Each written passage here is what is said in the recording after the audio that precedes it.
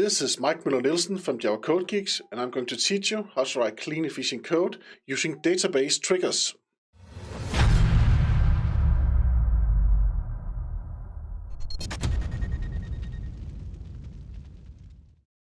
Now, if you have ever tried to have a program where you don't have access to the code yourself, then you can actually create a lot of functionality by using database triggers. Then this video will certainly be something for you. Complementary to this video, there will be related articles and links in the description below. Please take the time to like, subscribe and hit that notification bell so you know when we have more stuff coming up. Now, without any further ado, let's get started. Now, when would you actually use database triggers? That's actually a very, very good question, because as a programmer and as a developer, you should actually create all of your logic inside your code, not inside database triggers and functions and the stored procedures. You should have that as code. Sometimes you have a system where you don't have access to the code, or where you don't have the possibilities to actually change the code, then database triggers can actually be the way. Database triggers are very, very fast, so they perform very well, and so does stored procedures, of course. That could also be an argument for using them, but you should try to avoid them. But anyhow, this is how to use the triggers, and there are a bit of theory behind it. If we have a table, then we have different operations that we can call. We have different commands, different SQL commands, statements that we can actually send after this table. And in this situation right here, I have a table named my table. I have two columns. One is ID, which is an integer, and then I have a name, which is a text. Then I can choose if I want to insert a new row into this database. I can update existing rows, or I can delete rows from this table right here. And towards this, on top of this table, I can actually define something called a trigger. And in this situation, I've defined this trigger named my trigger. And this trigger needs some information on how it should be created. One of the information is, should it be a constraint or should it be a normal or other type of trigger? And the constraint triggers are made so you can actually put some constraint on your data. That means that then you can actually check if the name is Mike, then that row is not allowed to be updated maybe, or maybe it's not allowed to be inserted at all, or maybe it's not allowed to be deleted. You can check on the values, and then you can throw an exception to an error, and then the operation will actually not be called.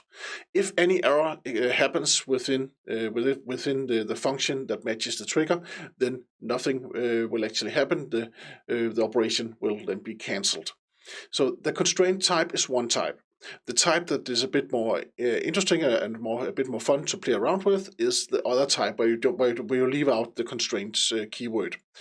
Those triggers, in those triggers, you can do whatever you want. You can use procedural language where you choose what should actually happen. This means that you can insert data into another table, and this is exactly what we're going to do tonight.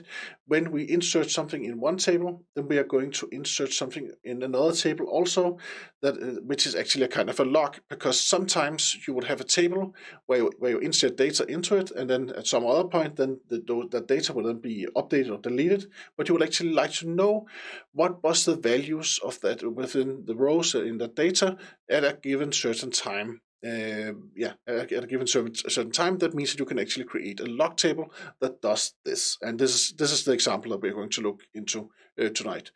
Then there's another. Then we have another keyword, that is the when. So you need to say when should this trigger actually happen. That is a condition. We can say that it's only when name equals to Mike that we want something to happen, or we can also say that it's we can actually give whatever condition we want right here, and then when the condition is fulfilled or met, then the trigger will then call the function that we mentioned in the end of the trigger. Of course, when you are writing SQLs, then you can update a lot of rows at the same time. You can also delete multiple rows, and this means that then the trigger can actually you can actually choose that the trigger should then trigger once per row that is updated or deleted, or should the trigger just trigger once for the whole statement. That is also something that we can choose. In example we're going to look at tonight, then we're going to deal with each row. So that means that we actually get each row and we can do something for each row that has been updated, inserted, or deleted. Of course, we can also have triggers on get. That is not as normal. That's why it's not mentioned right here. But we could also have a get operation right here, or select. So that would be a select. And we can also listen to that. We can listen to all of the statements that you write in your SQL inside the trigger. Then we have the last argument. That is the function that we need to call. This function that I have done here, which is green, that function, it needs to have the return type trigger. So that means that if you have made a trigger, if you have made a function that you are testing for yourself that returns something else than trigger, then you actually need to drop that trigger and then you need to recreate it as with the return type trigger. That is just how it is. If you want to call a function from your trigger, then it needs to have return type trigger. That is how it works. And what does this function actually do? This is where you would actually insert your operation and decide what should happen. Maybe sometimes you don't want anything to happen. You can also code that inside the function. But I would recommend that you actually would add those conditions, if you can, at the triggers when statement instead, because that is a bit faster. If you are inside the code, then of course a lot of code is being run before you reach your if sentences inside your function. So you can run SQL. That means that you can insert stuff. You can also delete and manipulate other tables, and then you can also run procedural language. And procedural language is actually like normal programming language. You can place if sentences. You can loop through data, etc., etc., etc. You can do whatever you would expect from a procedural language. Yeah. So that is actually it. You can also have, so that's it. You can actually also have a trigger that replaces the original statement. That means that you can create a trigger that instead of inserting the data that you're about to insert, then it can manipulate this data and maybe it can double your score in a table tennis competition if that is what your database is handling. And that is exactly what we are trying to do, or what we will do in just a few minutes. Before I show you some code, I would like to show you how you can get up and running yourself very easily, because maybe you don't have a Postgres database installed on your system, or maybe you don't want to pollute your own system with a Postgres database. Then I would definitely recommend you to use the Docker image that I have right here. It's actually the official Docker image that you can get on Docker Hub. It's very easy to set up with Docker Compose or with Docker commands. The cool thing about if you use the setup that we have right here, then you actually do not need the IDE that I'm using. I'll use IntelliJ, and I'll use the ultimate version, which is a paid version. So I also have this. I also have the database SQL editor. You will not have that if you just use the community edition. But as an alternative, you can use the admin interface, which is free, which is right here, and I'll show you how to access it also in this video right here. But the admin interface, it is actually a very, very good interface, web interface to a Postgres database or to a MySQL database, it is quite easy to use. So that was a Docker image. So now let me just show you this is my workspace that I have right here. I want to show you some files. This is a Spring Boot project that I've created, and I'll just quickly show you how I created it. I really like Java, so I have created my data model inside Java. Of course, you can do this by hand, or you can also call SQL. You can also create some SQL, some SQL, and then you can actually create your table and your table with your fields. But I'll just show you how I did it right here. I created a new project by pressing file new project. Then I chose Spring Initialize. I chose Gradle just because I prefer that. Java version 18 right here. And then I press next, and then I added some Lombok because that is then I saved some boilerplate code. Then I looked up Spring Data DPA, which is right there. Then I looked up Postgres from the modules list right here. So then I wrote Postgres like this. Postgres SQL driver right here, and then I created finish, and then I got this project that we have right here. Of course, I also had to start up the database, and the database can easily be started up with Docker Compose, and this is the Docker Compose, and has been taken from the original Docker image on Docker Hub. So if you just search for Postgres on Docker Hub, then you can find this code right here that you can just copy paste. There's some minor changes. That is the ports. I'm mapping out the 5432 port to my local machine, so that means that then I can access the database from this IDE right here from IntelliJ Ultimate version. Then I'm also mapping out the ports from the admin application, which comes along with the Postgres database right here. And this enables me to actually access the admin interface on port 8080. So that's so much about the setup.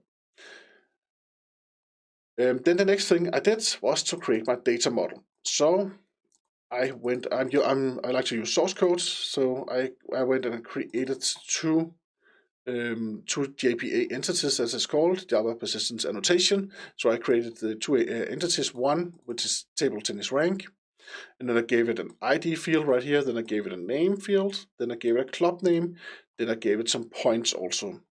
I also created a log table right here, which is table tennis rank log. And then again, I created the ID, I created a name, club name, points, and timestamp. And then I just annotated with the column, which is a which is the JPA. This is not a video about JPA. I'll not go into depth with that, but I just want to show you how I created the tables inside the database, because it could also help you to create some data, some dummy data, if you want to play around with it. Then I have an ID right here, and I have a sequence generator. That's because the ID should be created automatically through something called a sequence. A sequence is just something in a database, in a Postgres database, that takes out a unique number, and it will take out actually 100 numbers at a time that can be used. This means that if you call next value on your sequence, then first you'll get number 1, then you'll get 101. So you will actually have a gap of 100 in between your next value calls. After I had this, then I created a unit test where I could insert some data. And let me just show you that. That's right here. So here I have my data. I have my repository right here, which is AutoWrite right there. And this is my Spring Boot test right here. And then I insert my data right here by creating a new instance of the class table tennis rank. And that's actually it. Then after running this test, then I got my tables inside my database. I had to create a database first, and I did that through the admin interface. Let me just show the admin interface, just so you can see how it actually looks, what it looks like. So we have Postgres 8080 right here. Let me just log out. I'll show you, this is the main screen that we have right here. And then we have the server, which is named DB. That is the same name as you have in your Docker Compose file. Let me just show that. It is the name from your Docker Compose file. This is this name right here that you need to connect to, DB. And then the password right here, I set it to Mike, and the username is always Postgres per default. So that means that the administration username right here is Postgres like this. It's Postgres like this. And then we have the password, which is Mike. And the database is then if you leave out the database, then you will not log into any database, which is also fine. And then you will have this startup screen right here. I've already created a database named Table Tennis, and I'll also recommend that you create some. The first thing you do is actually to create a database that you can use for all of your data. Let me just click once right here. Here I can see my tables. Here I have my tables. And I actually also have my sequence, my sequences are down in the bottom. And I also have a function that I've already created, but I'll show you all of this step by step, especially the function and the trigger part. So whenever I'm doing something with SQL inside my IntelliJ, then you can actually just go to the admin interface instead, and then you can run an SQL command by pressing this button right here, and then you can write your SQL right here instead. So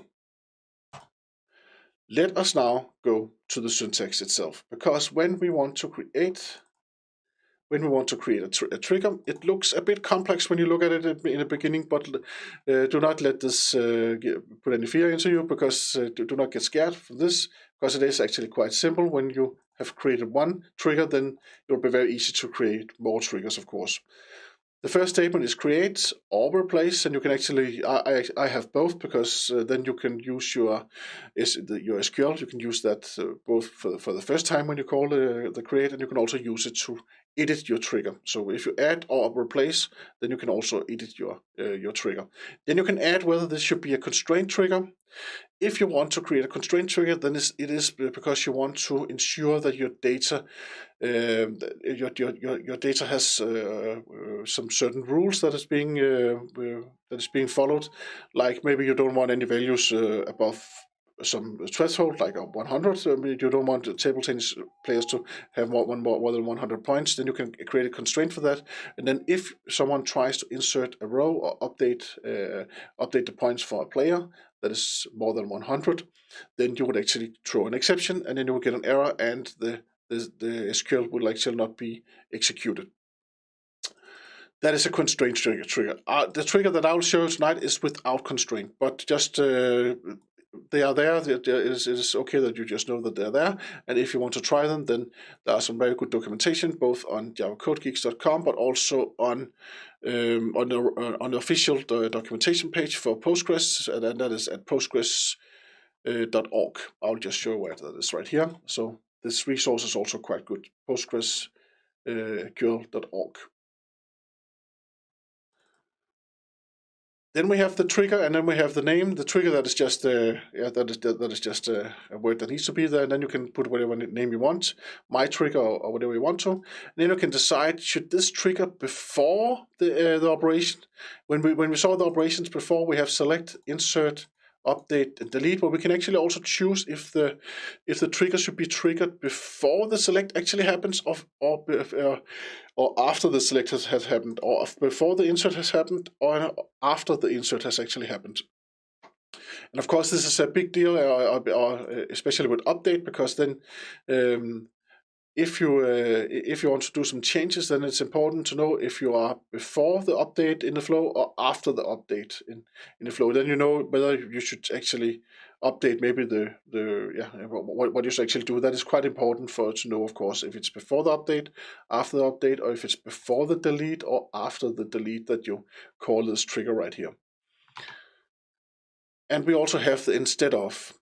This means that if you use instead of, that's a quite interesting type actually, because if you use instead of, then it does not matter what this SQL says right here, because you will just replace the operation totally. You will replace the SQL totally with whatever you want to do. So if someone thinks that they're deleting some data from the database, then you can actually create a trigger that is instead of, and then you can actually insert data in the database instead, if that's what you want to, or update some data. That is totally up to you, of course. So instead of actually replaces the SQL that is actually sent, and that actually triggers the trigger and the trigger function. So that is actually quite interesting. It can also be very confusing to debug when you're sending an update or delete statement, and then suddenly some data is being inserted into the database instead. So, and that is why I say I recommend that you actually place all of this logic inside your code instead of using triggers at all, because it's very difficult to debug a program when you have several sources that actually changes the data inside your database. Okay. And then we have the event. The event that is, for instance, select, or it could be update, insert, etc., etc., etc. Yeah, update, delete, or select. And then we have on a table name. A trigger always needs to have a table name that it is attached to. So it needs to work on a certain table. And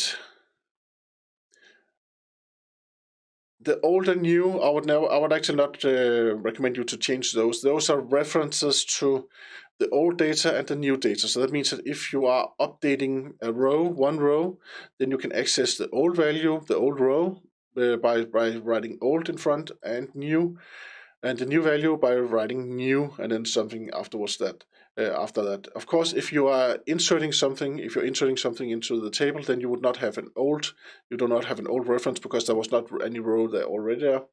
And if you're using a delete, then you would not have a new value because the row that it was actually called upon was actually deleted, right? That's what delete means.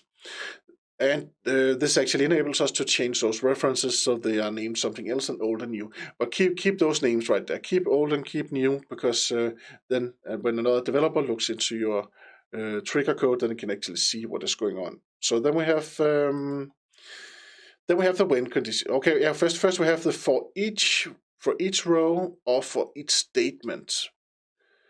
This is quite interesting because you can make your trigger work for in the end of each statement. Then it's called once, or what is more likely is actually that it's being called per row.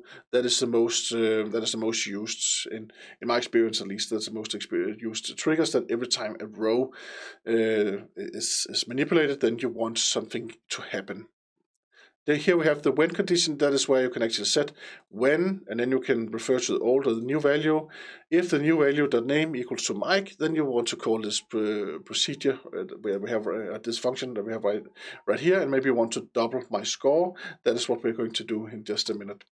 And you can call both a function and a procedure, and a function and a procedure. Yeah, it is almost the same, especially if you have a function that just returns the trigger. So this is a function or a procedure that you need to name right here. If you choose a function, it needs to have the return type trigger, or else you cannot call it. Right here you get an error. It will say there's no function named whatever function that you actually have. So that means that if you have created a function that you're playing around with, that you're using for testing stuff, where you can call select and then your function inside SQL console, then you actually have to drop that. You have to drop that function, and then recreate it with the return type trigger afterwards. Or of course, you can just rename it and create a new function that is named something else, but it needs to have the return type trigger.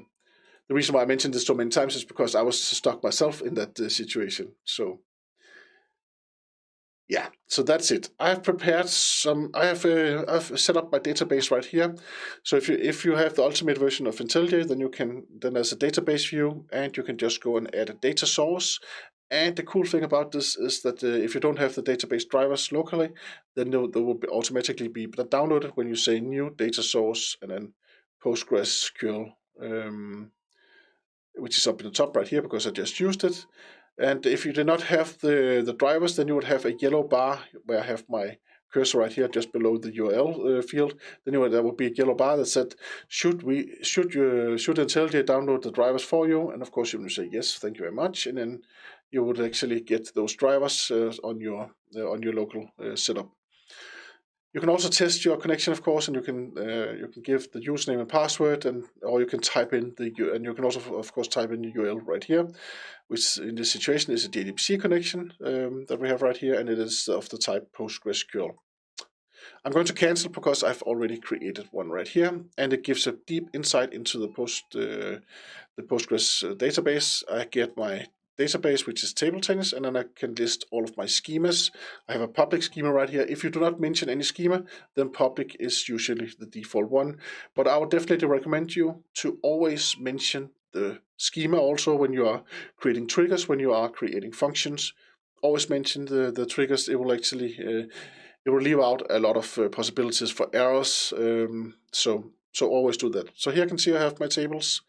I have some columns right here. This is the table tennis rank. Here I have a club name, I have name and points. Then I have another table tennis rank log right here. This is a log table where I want to log which club name of the player and which points was there at a given certain time. So those are the two tables now that we want to play with. First of all, let us just call select and see if there is any data inside the table tennis rank. There are no data inside that. I can see that in the bottom right here. And let us now create a trigger on this table. I want a trigger that actually adds another table That actually adds another row inside the log table whenever we add something. Whenever we add something in the table named tennis, the table tennis rank, then I want an extra row added inside table tennis rank log. So that is the purpose of this, okay? So that means I need to create a trigger. So this is my trigger that I have right here, create trigger, and then Mike's trigger. Then I can say after insert, if that is the situation, on public.tennis table tennis rank, and then for each row, when new name like Mike. So this means that now it's actually only the players with the name Mike that would actually get their get a log row inside the table tennis rank log table. There I want to execute a function named public Mike's function, and then I give in the fields, the club name, the name, and the points. So let us first ensure that we don't have the function there already. So the function is not there. Then let us create the function. It is we have a syntax right here. Create or replace function, public, and then Mike's function. This is the name of the function, and this is where I need to have the return type returns trigger. If you have chosen any other type, then you have to drop your function and then recreate it again. Returns trigger, that is mandatory. And this is just a script right here. This is the way that we can actually say that this is this is a procedural language, PL/PG/SQL, as it says right down in the bottom right here. Procedural language for Postgres SQL. So this means that I can actually place logic in here, and I can also place SQLs. And now here I have insert into public, and then table tennis rank log. So that is my log table. Then I want to insert all of the. I want to have these fields right here: ID, club name, etc. Then I want to take the next value from the sequence that I created. This just gives me a unique number. And here I say new.club name, and look at this new keyword right here. If we used update, then we will both have old. We will both have access to the old value and also the new value. Here we say new.club name. Those are the values. And then we say new.name, and then we say new points, and then we multiply them by 2. So yes, I am cheating. So every time, the purpose is that every time we insert something with Mike, then we add the double amount of points, and we also add me to the log table. The other players are not being added at all to the log table, and their points will also not be multiplied by 2. And then now that is the current timestamp. So that is how to get the current date and time. That this is a Postgres function, Postgres SQL function, and then we need to return null. This is also important, and it's also a common mistake when you are creating a trigger. When you're creating a function that has the type returns trigger as the return type, then you have to return null in the bottom, or else you will get an error when you try to create this function right here. Okay, so let us try to create this function, and I can now do this by marking this SQL right here. Control Enter to run it, and if we're happy when we get this completed in 7 milliseconds, that means that there was no errors right there. Then we need to create the trigger. I'll just comment out this line right here. Then we create the trigger, create trigger, Mike's trigger right here. Control Enter. And now I got an error. That is because when we are dealing with the new value, when we're dealing with insert, when we actually don't need this new right here. So let me just run again. And now it has actually been created. I can actually see my trigger here in the right side also. I can see here I have Mike's trigger, which is right there. That's quite cool. And I can also see that I have a routine right here, Mike's function, which is right there. That is also quite awesome. Okay, so now let us see if it actually works. So first of all, let us see if do we have any rows already. There are no rows in the table tennis rank. Let us look at the table tennis log. Control Enter again. And no, there are also no rows in that table. So now I want to insert into table tennis rank Mike's club. This could be admin instead, and then we want to insert Susan like this, and she has maybe a score of 80 points. Then we want to add that to our table. Let us see if she was added. Yes, there we have Susan from Club Acme, and she has 80 points with an ID of 1420. Let us look at the log table. Nothing, no entries are right there because the when criteria was not withheld. You can see right here when new name like Mike and then something else, then that is the criteria, or else this function will not be called at all. Of course, we can also have added logic inside Mike's function, so we would only multiply the score with 2. If the name was Mike, we could have placed that logic there, so then we could still have all of the other players' score added without multiplying by 2 when the name was not Mike. Of course, we could have placed that logic inside Mike's function, but now I just wanted to use the when. I want to use the when condition right here, so we can actually learn a bit from that. So let us go back to and change our insert command, which we have right here.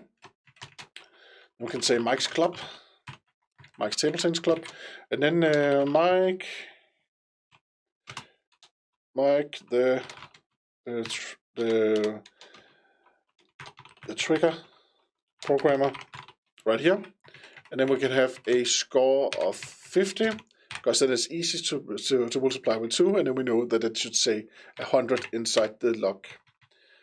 Let us try to call this right here, Control Enter, and I can see in my left corner right here that it says 1 row affected in 2 milliseconds, so it should have been called, and I can select from the table change rank. Now I have Mike's club, Mike the trigger programmer, but that's not that good because I only have half as many points as Susan.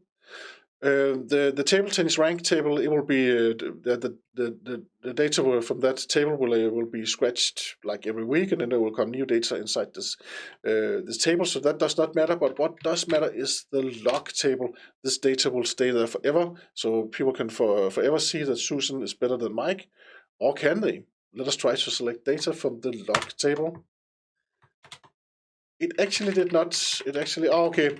It's because I added Mike with the capital lowercase. It should have been lowercase Mike, because if we look at our rule, then it says Mike and then lowercase with something.